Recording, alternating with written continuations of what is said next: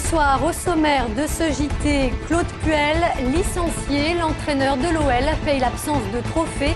Il devrait être remplacé par Rémi Garde. 8 à 10 ans de prison requis contre le jeune homme accusé de viol sur une octogénaire. Le verdict est attendu dans la soirée.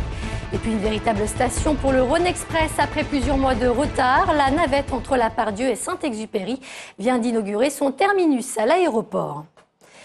Mais avant de commencer ce journal et en ce jour de la fête de la musique, retrouvons David Segal et Arnaud Lievenman en direct du centre-ville. Alors David, quelle est l'ambiance du côté de la place de la République ? Eh ben écoutez, l'ambiance est un petit peu, pour l'instant on attend un petit peu parce qu'en effet la pluie est un petit peu ralentie, c'est ce 30e anniversaire de la fête de la musique. Alors il faut savoir qu'on attend près de 400 000 personnes ici ce soir dans les rues de Lyon, près de 2300 chanteurs, plus de 100 structures, 80 scènes allant du rock à l'électro en passant bien entendu par le hip-hop. Petit coup de cœur, place des terreaux à 19h, on pourra assister à une batucada géante avec près de 700 percussionnistes. Donc vous pouvez découvrir tous les styles seront donc représentés. Et puis c'est aussi l'occasion de découvrir des nouveaux genres, comme ici, place de la République, où je me trouve actuellement. Dans quelques instants, on va pouvoir découvrir le guaco, un rythme tout juste venu de la Guadeloupe avec le Tropical Village et le groupe Tambo Caraïbé. Donc même avec la pluie, on peut dire que cette fête de la musique s'annonce plutôt chaude. Merci beaucoup David. Nous vous retrouverons donc dans la grande édition du côté de la passerelle du collège, je crois, et on espère sans la pluie. On savait déjà que l'audience de conciliation organisée à la Ligue de football avait échoué. Désormais, c'est officiel. Claude Puel n'est plus l'entraîneur de l'OL. Il vient d'être licencié, un fait assez rare dans l'histoire du club. Retour sur 3 saisons décevantes avec Benoît d'Autriche. Ça restera le plus grand moment de Claude Puel à la tête de l'Olympique lyonnais. 10 mars 2010 en Espagne, Lyon tient le Real Madrid en échec et se qualifie pour les quarts de finale de la Ligue des Champions. Cette année-là, les Lyonnais accéderont même aux demi-finales, le meilleur résultat de l'histoire du club. C'est une soirée magique, c'est vraiment très important pour tout le monde, pour nous, joueurs, supporters, pour le club, pour tout le monde. On est capable de renverser n'importe quelle équipe et n'importe quelle équipe européenne. Voilà, et c'est à peu près tout, parce qu'en 3 ans, Claude Puel n'a remporté aucun trophée. Pire, avec lui, l'OL n'a jamais vraiment lutté pour le titre de champion de France alors qu'il venait d'en gagner 7 de suite.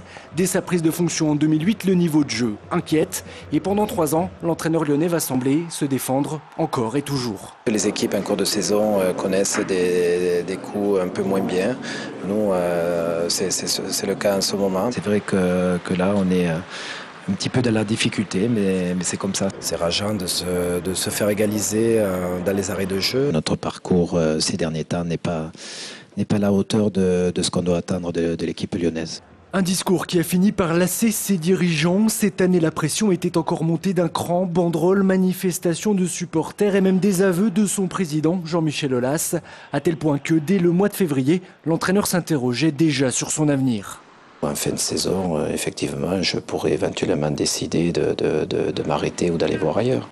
Aujourd'hui, c'est donc officiel, Claude Puel part. L'OL vient de l'annoncer dans un communiqué. Laconique, il devrait toucher près de 4 millions d'euros d'indemnité. Lyon a décidé de miser sur Rémi Garde pour le remplacer. Une solution interne cette fois-ci, histoire peut-être de ne pas répéter les erreurs passées. Justice, 2e et dernier jour du procès aux assises du violeur de l'hôpital Édouard Herriot. Aujourd'hui étaient attendus les rapports d'experts sur la personnalité de l'accusé. Son discernement était-il altéré au moment des faits? C'est la question soulevée aujourd'hui au tribunal. Jean-Marc Roffa.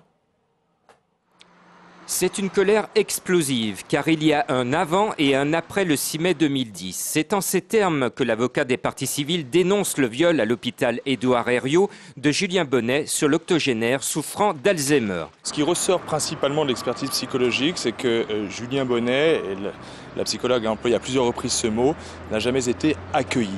Autrement dit, c'est une succession de placements, de déplacements, sans qu'il ait jamais pu, au sein d'aucune famille, s'installer, se stabiliser, trouver des repères, des étayages affectifs, sociaux, tout ce qu'il faut à un enfant pour se structurer normalement. Du côté des parties civiles, on dénonce le comportement dangereux de l'accusé. Ce dernier souffre toujours de pulsions sexuelles, puisqu'il a eu encore des gestes déplacés vis-à-vis de son codétenu en maison d'arrêt. L'homme a déjà, sinon récidivé, au moins agressé son codétenu, et cela pendant une période assez longue, pendant une période d'1 mois. C'est le rapport de la maison d'arrêt qui nous l'apprend. Ce mardi après-midi, au deuxième et dernier jour du procès, l'avocat général a réclamé une peine de 8 à 10 ans de prison, assortie d'un suivi socio-judiciaire de 20 ans à l'encontre de Julien Bonnet. Il a demandé aussi une peine de 7 ans de prison en cas de non-respect de ce suivi. Cela faisait près de 3 mois que cela durait. Ce lundi encore, 26 voitures ont été retrouvées avec au moins un pneu crevé et route de Genasse. On a appris ce matin que l'auteur présumé de ces attaques a finalement été arrêté. Il s'agit d'un homme de 54 ans, habitant le 3e arrondissement de Lyon. Lors de son interpellation par la brigade de sécurité de proximité, il n'a pas su expliquer son geste. Il aurait, selon lui, été pris de pulsions incontrôlées. Libéré, il devrait comparaître prochainement devant la justice. Fini la traversée de la gare TGV, place à une véritable station à part entière. Presque un an après sa mise en service, le Rhône Express a désormais son terminus. Il a été inauguré ce matin. Sur place, Émilie Deschamps, Édouard Bonamour. Entre 3 et 5 minutes à pied, c'est le temps que vont gagner les passagers à la descente du Rhône Express pour rejoindre les terminaux de l'aéroport Saint-Exupéry. C'est bien là l'avantage du nouveau terminus définitif inauguré aujourd'hui, 10 mois seulement après la mise en service du Rhône Express. Il est beaucoup plus près qu'avant, donc c'est plus pratique. On est quand même obligé de sortir dehors pour aller le chercher, c'est dommage. J'ai souvent besoin de courir, enfin, je m'y prends pas trop à l'avance en général. Donc là, je vais arriver plus près du terminal. Une station provisoire avait été mise en place en attendant la livraison de cette halle qui aurait dû être concomitante à celle de la ligne. Conçue par l'architecte espagnol Santiago Calatrava qui a aussi dessiné la gare TGV de l'aéroport. Le nouveau terminus a coûté au total plus de 7 millions d'euros. Ça a été relativement long pour arriver à trouver des entreprises capables de réaliser l'ouvrage tel qu'il l'avait dessiné. Donc ça n'a pas pu être prêt dans les temps. Depuis sa mise en service le 9 août 2010, la ligne Rhône Express a enregistré plus de 920 000 passagers avec un pic hebdomadaire le vendredi.